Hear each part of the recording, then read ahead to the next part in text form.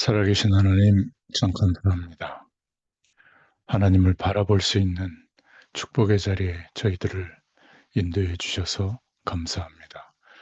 오늘도 창세기의 말씀을 통해서 언약을 이루어 가시는 하나님의 방법이 어떠한 것인지를 깨닫는 중요한 시간이 되도록 축복하여 주시고, 오늘도 언약 성취의 걸음을 걷는 하루가 되도록 인도하여 주옵소서. 함께 하실 줄 믿사옵고 예수님의 이름으로 기도드렸습니다. 아멘. 네, 오늘 하나님 말씀은 창세기 44장 32절부터 34절입니다. 44장을 봅니다. 봉독하겠습니다. 주의 종이 내 아버지에게 아이를 담보하기를 내가 이를 아버지께로 데리고 돌아오지 아니하면 영영이 아버지께 죄짐을 지리이다 하였사오니 이제 주의 종으로 그 아이를 대신하여 머물러 있어 내 주의 종이 되게 하시고 그 아이는 그의 형제들과 함께 올려 보내소서. 그 아이가 나와 함께 가지 아니하면 내가 어찌 내 아버지에게로 올라갈 수 있으리이까. 두렵건대 제 해가 내 아버지에게 미침을 보리이다. 아멘. 언약을 이루시는 하나님의 방법이라는 제목입니다. 어, 창세기를 쭉 읽어오는 중에 분명히 여러분들은 미리 44장을 읽어보셨겠죠. 그리고 또 오늘 말씀을 나누고 또 한 번 더 44장을 읽어보시면 이런 내용을 통해서 우리에게 이런 말씀을 하고 계시는구나. 하나님의 음성을 듣고 보게 되실 줄로 믿습니다. 히브리서 13장 8절에 보면 예수 그리스도는 오늘도 동일하게 역사하고 계십니다. 어제나 오늘이나 동일하시죠. 이사야서 40장 27절 31절에 보면 하나님은 무한하신 분이시다. 전능하신 분이시다. 이걸 말하고 있습니다. 언약 붙잡은 사람은 응답을 받으면서 쓰임 받습니다. 그런데 불신앙의 사람들은 응답을 받지 못하면서 언약을 이루는데 쓰임을 받죠. 하나님은 모든 사람, 모든 사건, 모든 문제를 통해서 언약을 이루시는 분이십니다. 내가 열심히 하든 안 하든, 인격이 훌륭하든 안 하든, 내 수준이 좋든 나쁘든 하나님은 그 모든 것을 통해서 언약을 성취하십니다. 창세기 오늘 44장은 하나님의 언약을 성취하시는데 하나님의 방법으로 언약을 성취하는 모습을 볼 수가 있습니다.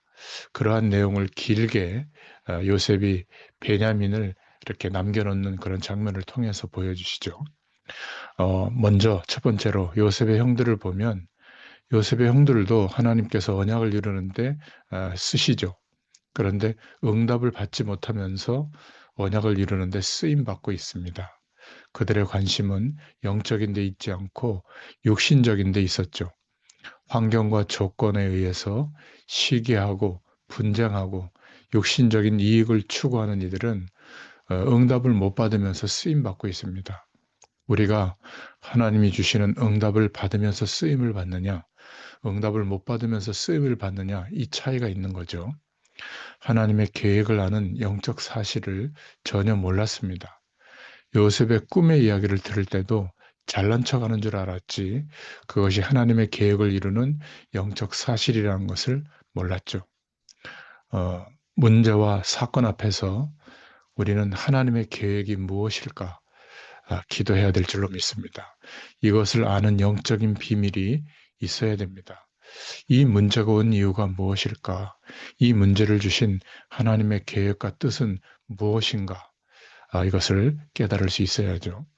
영적 사실을 보고 또 붙잡고 하나님 앞에 서야 될 줄로 믿습니다. 그런데 요셉의 형들은 하나님의 계획을 아는 영적 사실에 대해서 무지했습니다. 창세기 37장 1절부터 11절에 이 언약을 성취하는데 형들이 총동원되어서 쓰임받고 있는 것이 보이죠. 그런데 형들은 하나님의 응답을 받지 못했던 겁니다. 그들은 하나님의 주권이나 능력이 아니라 자신의 능력, 자신들의 힘만을 생각했기 때문에 그렇습니다. 어, 형들은 하나님의 주권과 능력과 힘을 바라보지 않았죠. 그러니까 의지하지 않은 겁니다. 그렇죠? 자, 두 번째로 요셉은 응답을 받으면서 쓰임을 받고 있습니다. 요셉은 하나님의 언약은 성취될 수밖에 없다는 사실에 대해서 믿고 있었죠. 창조의 능력을 가지신 주님이 우리에게 주신 약속이 있다면 성취될 수밖에 없습니다. 이 언약의 비밀을 알았기 때문에 어려서부터 기도한 겁니다. 예수 그리스도는 모든 문제, 근본 문제의 해결자임을 믿습니까?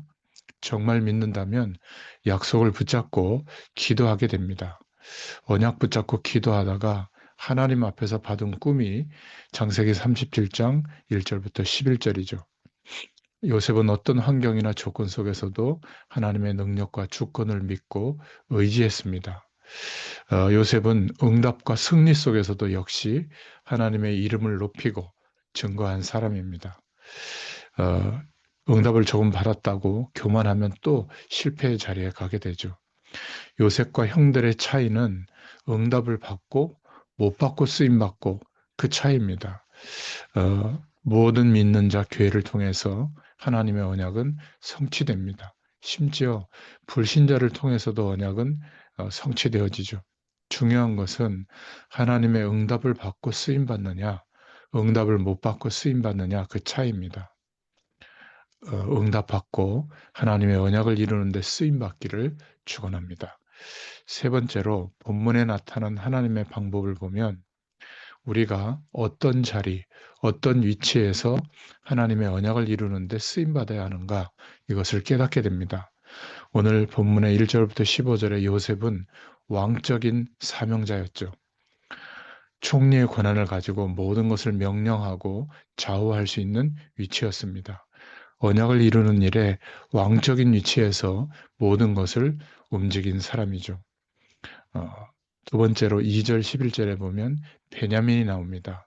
베냐민은 선지자적인 사명자로 쓰임받죠. 요셉이 은잔을 베냐민의 자루에 넣으라고 지시합니다.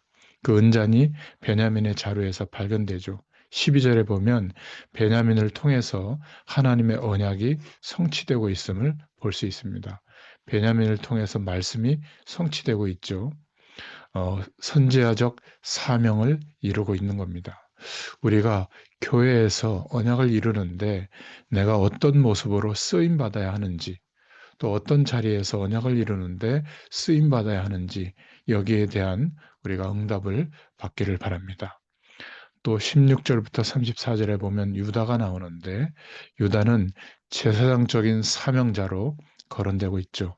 14절부터 유다가 그 형제들의 대표로 나타납니다.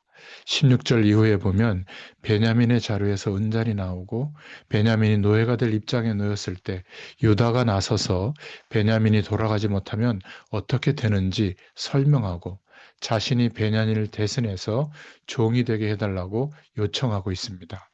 20절, 29절, 33절에 보면 나오죠. 유다가 제사장적 사명을 감당하고 있는 모습이 나옵니다. 자신과 형제들, 가정의 문제를 요셉 앞에 고하고 자신을 희생시키는 그러한 모습을 오늘 말씀을 통해서 보게 됩니다. 자, 오늘 우리는 어떠한 사명의 모습으로 하나님의 언약을 이루고 있습니까? 요셉은 왕적인 사명자로, 베냐민은 선지자적인 사명자로, 유다는 제사장적인 사명자로 하나님이 세우셔서 언약을 성취하고 계시는 것을 오늘 볼 수 있습니다. 하나님이 나를 통하여 또 우리 교회를 통하여 또 언약을 성취하시는 것이 분명하다면 우리들은 어떤 위치에서 하나님의 언약을 이루는데 응답받고 축복받고 쓰임을 받아야 되겠습니까? 오늘 말씀 앞에서 우리 자신을 한번 점검해 보시기 바랍니다. 나는 어떤 위치에서 왕적인 사명, 선지자적인 사명, 제사장적인 사명에 쓰임 받아야 할까? 이런 부분에 대한 답을 얻기를 바랍니다. 이 사실을 붙잡았다면 그것 자체가 응답인 줄로 믿습니다. 언약에 대한 내 자신의 응답이 없는 이유는 언약을 이루는데 내가 어떤 자리에 있어야 하는지에 대해서 응답을 받지 못했기 때문은 아닌가. 내가 지금 어떤 자리에서 어떤 위치에서 언약을 이루는 일에 쓰임 받아야 할 것인가. 여기에 대한 응답을 꼭 받으시기를 축원합니다. 기도하겠습니다. 하나님 감사합니다. 하나님께서는 모든 환경과 문제와 사람과 사건을 통해서 언약하신 일을 이루어 가시는 창조의 능력이 많으신 분이심을 우리가 알고 있습니다. 우리의 모든 삶을 통하여 오늘 하루의 현실을 통해서도 하나님은 언약의 여정을 걷도록 우리의 전생을 인도하시는 줄 믿습니다. 하나님의 응답을 받으면서 인도받게 되도록 우리의 마음과 중심을 하나님께서 붙잡아 주시고 믿음 안에 거할 수 있도록 축복하여 주시옵소서. 감사드리며 예수님의 이름으로 기도드렸습니다. 아멘. 네, 기도하겠습니다.